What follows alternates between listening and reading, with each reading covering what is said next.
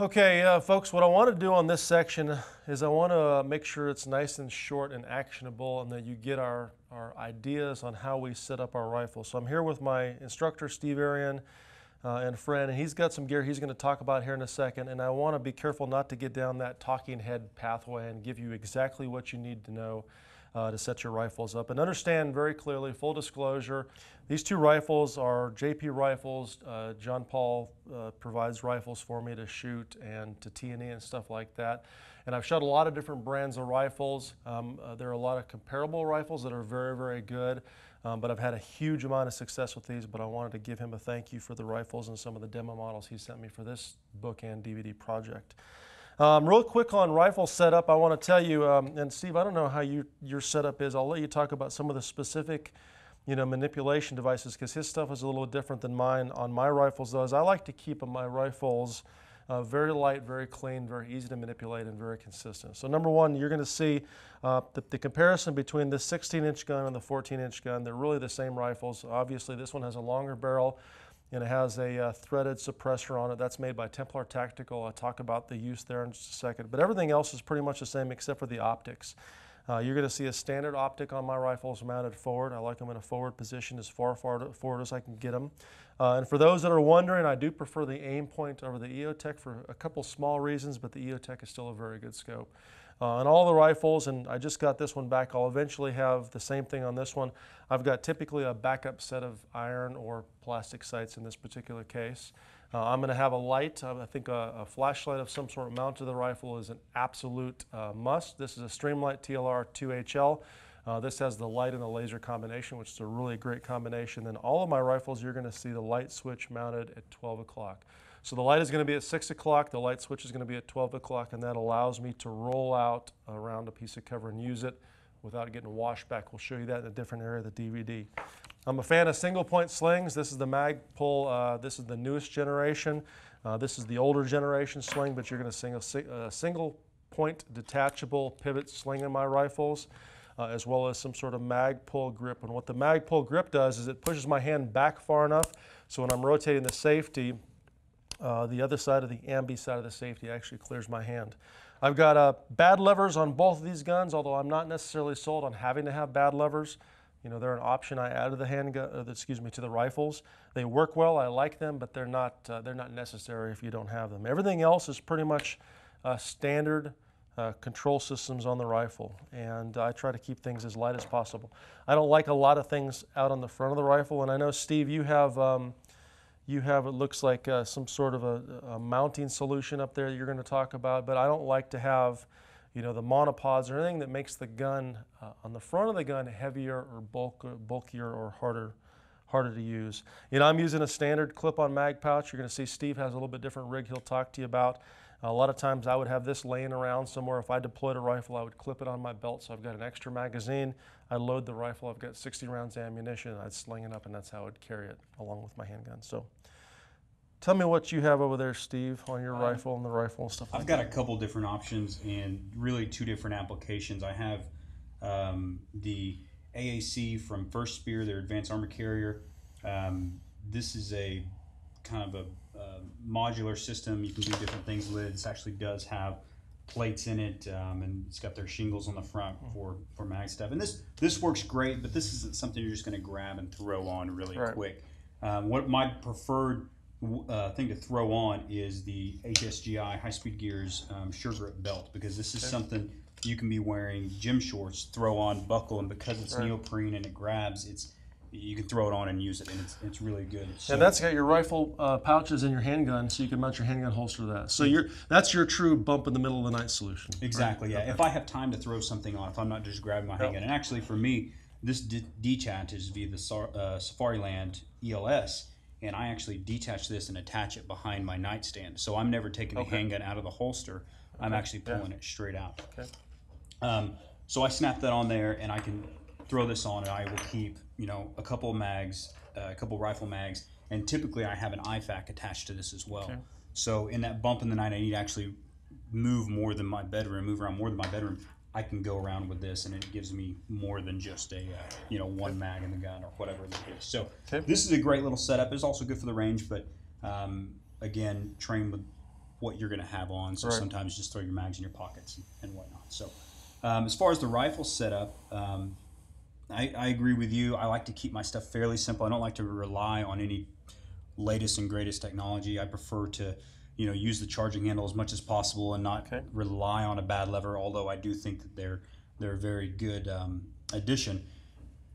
Well, when you This- talk to me about this, Steve, tell me what you think the have-tos are and like-tos are. You know the difference, the things that you have to have on a rifle and would like to have on the rifle. If I was going to do one upgrade to a rifle, Right. probably my very first upgrade would be some sort of muzzle device. Okay. Figure out something you like. Maybe it's a full-blown competition brake, or maybe it's a comp of some sort that kind of provides you some flash hiding abilities with some muzzle control. But that's what you're really going to notice right off the bat is a muzzle device will help keep your muzzle flat, because we don't get a lot of recoil as you've seen in the video, but we do get some muzzle deviation. And these devices like this one here, the FSC, these help prevent that, and these help control that. So this is something you'll notice right off the bat, where a longer rail or something may not give you a lot. Other than obviously extending past the 9-inch radius once you can get your arm out. But I've also got on here a little hand stop, and this one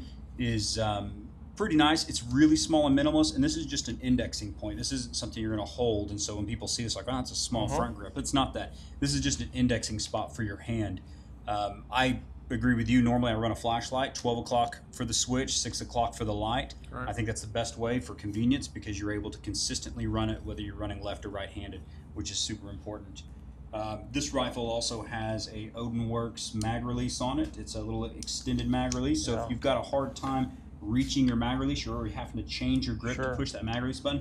That's This huge. is something that you may look into getting, which may help you increase your consistency with your mag releases. I'm running a Battle Arms Development 45-degree safety, and this allows me to be more consistent with my grip. So in other words, I'm not having to constantly change my grip to flip the rifle from fire back to safe.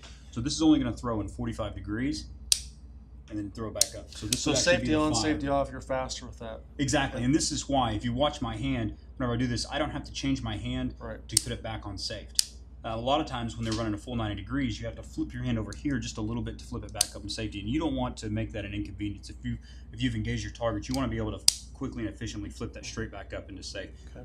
You don't want to ever be tempted to not flip it to safety because of convenience or because of having to move your hand or whatnot. So that's another good feature I like. This also has the Rainier Arms Raptor ambidextrous charging handle, which is This is nice. gonna Work with your right or left-handed. It's going to work the same way. So you're able to grab it, pull it straight back, either way. And a key point on that is, remember when we did the one-handed drills, we're talking about one-handed manipulation. With the charging handle that's just one-sided, that forces me to reach around to hit the latch with that one side. So it's a big ambidextrous control system. So I like that. That's something I may try in the future on some of my rifles. Yeah, and that's one of those things that, especially if you're left-handed, this is something that will really help your controls out, being able to grab that and pull it back the same way and not having to reach over anything. So I do like that from Rainier. It's a really nice option. This whole rifle is actually a Ranger Proof Arms. It's one that I'm actually demoing. He puts together a pretty nice rifle, and I've been pretty happy with it. Flat trigger, Steve, tell me the difference in your mind for you all, the difference between the flat and the curved trigger. Preference, not preference, or just happen to be what's on the rifle? It's what came with the rifle. This is a CMC trigger flat, CMC trigger flat trigger. It's pretty unique when you grab it and feel it. You don't have the curve, obviously, and so what you're getting is a consistent pressure the entire time, no matter where you grab it. If you grab it in the center, your trigger finger isn't further back at all. It's always the same. It's got a really short reset as far as the mechanism goes, so it's really nice. I like it a lot. As far as a preference back and forth, after shooting this one a while, when I switch back, I'll see. But I certainly didn't have any issues coming over and felt, wow, this is really nice. Having the ledge at the bottom, I like that. Being a precision guy, when I am shooting groups, I like to put my finger towards the bottom of the trigger because I get more leverage, and so I'll do that a lot. So I really do like the ledge right there. I find that's a pretty neat place to put your finger to get a consistent hold. So Single stage or two stage? single stage. Preference, what's your preference, single stage or two stage? I prefer a single stage, This is a single stage as well. Yeah, I prefer a single stage in just about all my guns. Even in my long range guns now, I actually prefer a single stage. I've just gone consistently single stage, and I don't have any regrets on that. And folks, if you don't know a single stage, two stage, basically a single stage trigger really has, in essence, no take up on the trigger itself. Meaning there's going to be no pre-travel, and it's going to break very, very cleanly. You know, a two-stage trigger is something where you're going to find a little bit of slack. You're going to find a little bit of take up on the trigger itself before the trigger breaks. It's got two typical stages of the triggers. Anything you want to add on that? No, that's pretty much it. You know, you would compare it typically to like a Glock or something would almost be considered to have a two-stage, because you have the over travel, and then you or you have the pre-travel, and then you have the wall, and that's basically what you get with a two-stage. But with a trigger like this, there is no over travel. You just on it, and then it breaks. That's it. Once you start applying pressure, you're applying it on the final wall. So I prefer a single stage personally. Okay. Anything else as far as gear that you want to talk about? No, I mean, you know, we use this a little bit out in the field. The MagPod from Multitasker Tools. This is a pretty cool device. It's going to be available very soon. Allows you to preload your magazine and use it as a as a bipod or monopod. Mike talked about not liking to have a bunch of gear hanging off the front of your rifle. Having these on the bottom of your mags really gives you the benefits of having a bipod without having to have all that real estate taken up front, and allows you to leave your flashlight up there. So this is a really cool little doodad, and I'm really looking forward to it coming out soon. I brought a vertical front grip, just, you know, for people that like the classic vertical front grip. This is one I used to use. I don't use it much anymore, but I would use these in a different role, and I don't really have a rifle to attach these to, but I would actually use these kind of as an indexing point. I wouldn't hold them in the typical manner like this, but I would use it as an indexing point here. And then I would also use it when bracing positions like this. So I'd actually use it to drive it into a barricade to give me some stability on medium range and longer range shots. And I find that they're good for that. They're also good if you are using the bracing position and you're sweeping the rifle out of the way.